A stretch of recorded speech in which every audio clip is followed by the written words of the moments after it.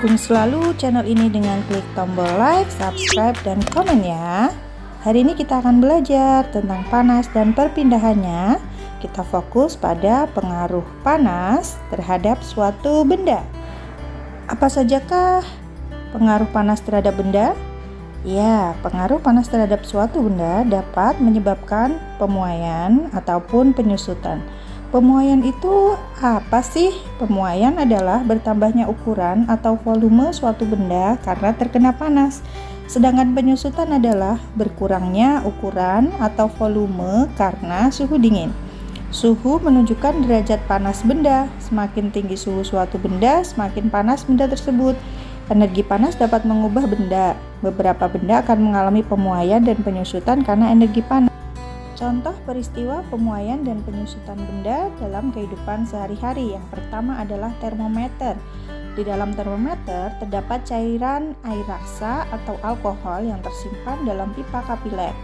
Ketika termometer ditempelkan pada mulut atau ketiak, cairan di dalam termometer akan naik karena terjadi pemuaian setelah mendapatkan panas. Ketika termometer tidak digunakan, maka cairan tersebut akan kembali turun karena mengalami penyusutan. Nah, begitulah prinsip dari kerja termometer. Contoh peristiwa pemuaian dan penyusutan benda yang kedua terjadi pada balon udara.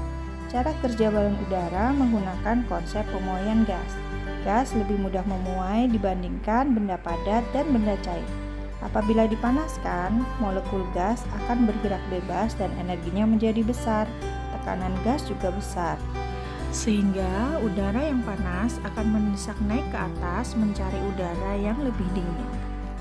Contoh peristiwa pemuaian dan penyusutan yang ketiga adalah kawat atau kabel listrik dan kabel telepon. Pada siang hari, kabel akan memanjang karena memuai akibat terkena panas matahari.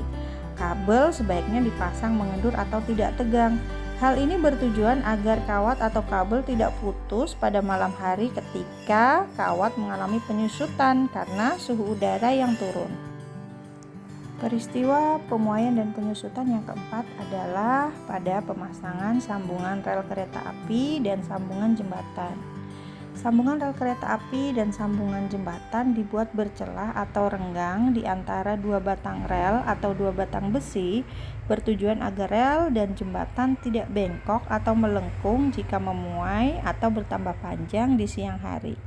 Pemasangan kaca merupakan contoh pemuaian dan penyusutan benda. Setiap kaca pada jendela diberi jarak atau ruang dengan bagian tepinya.